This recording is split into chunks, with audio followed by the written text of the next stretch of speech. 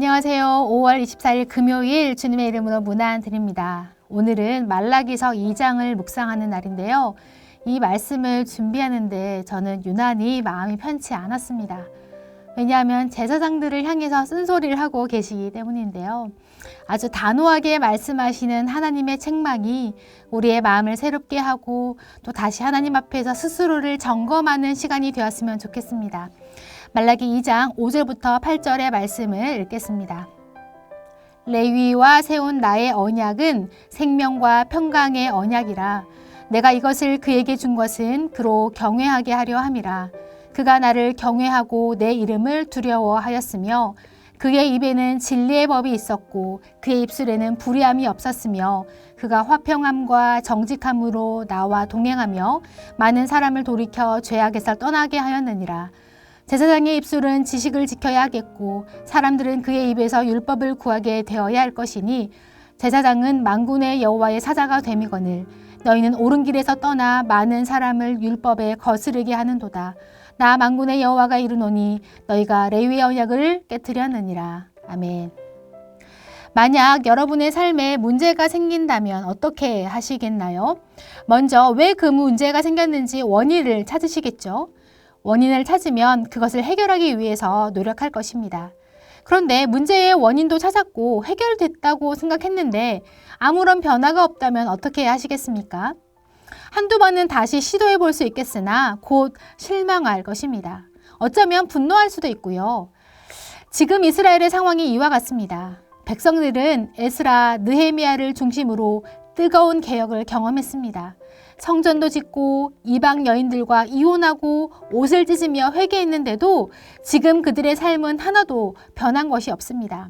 여전히 가난하고 사회는 불의하며 이스라엘의 옛 영광을 회복하지 못했습니다. 그래서 지금 백성들은 하나님을 향해서 분이 가득하여 외치고 있습니다. 정말 하나님이 우리를 사랑하셨느냐고 말이죠. 그런데 이들의 외침에 대해서 하나님의 말씀이 굉장히 날카롭습니다. 지금의 상황이 하나님의 사랑이 부족했기 때문이거나 또는 하나님이 불의하시기 때문이 아니라 바로 너희들의 죄악 때문이라고 말씀하십니다. 그렇다면 하나님의 말씀하시는 이스라엘의 죄악이 무엇인지 함께 살펴보겠습니다. 첫째, 제사장들이 언약을 깨뜨렸다고 말씀하십니다. 하나님은 레위 지파를 자신의 것이라고 하셨습니다.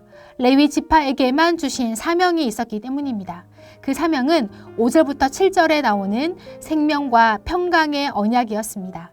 가나안 땅을 분배할 때에 하나님께서는 레위 지파에게 땅을 주지 않으시고 모든 지파들 속으로 흩으셨습니다.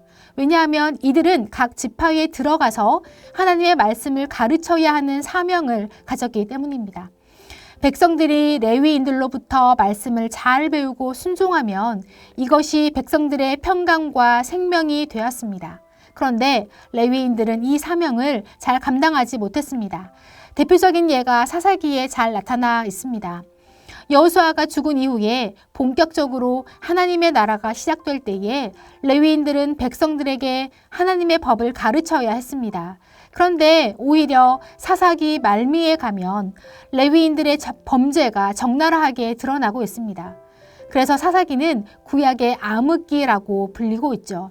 그런데 구약의 마지막 때에도 사사시대처럼 모든 것이 엉망입니다.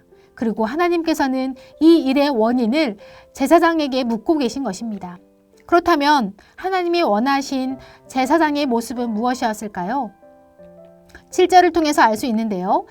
제사장들은 만군의 여호와의 사자가 되어서 하나님의 지식을 지키며 또 사람들은 제사장들을 통해서 하나님의 말씀을 구해야 했습니다. 그런데 제사장이 먼저 옳은 길을 떠났고 그러자 백성들도 주의 말씀을 거스르게 되었습니다.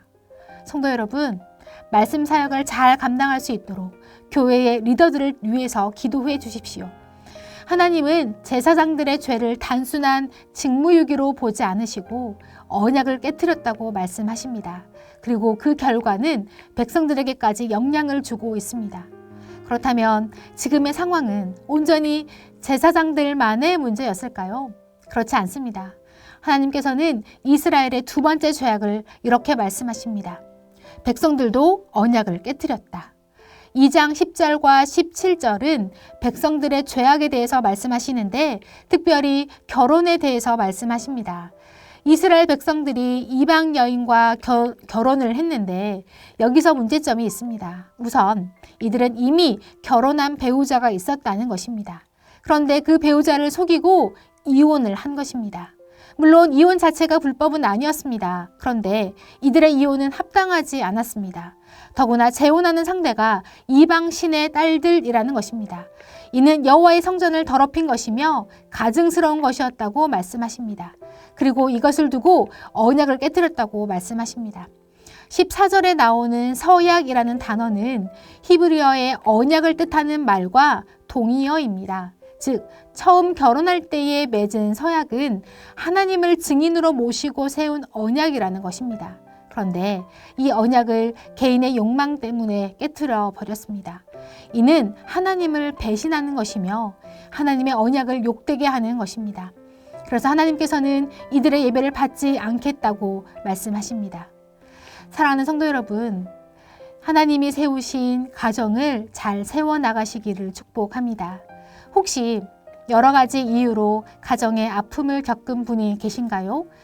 조심스럽지만 이 말씀을 여러분을 향한 책망의 말씀으로 듣기보다 결혼을 귀하게 여기시는 하나님의 마음을 깨닫고 현재 여러분의 상황에서 하나님의 뜻을 묻는 시간이 되시면 좋겠습니다.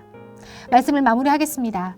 지금까지 살펴본 이 모든 일의 원인은 한 가지입니다. 바로 하나님을 잘 몰랐다는 것입니다. 제사장들이 하나님의 말씀을 잘 가르쳐야 했는데 그 일을 하지 못하니 백성들은 자신의 생각대로 그것이 죄인지도 모르며 살고 있습니다. 그래서 생긴 결과가 무엇입니까? 바로 언약 파기입니다.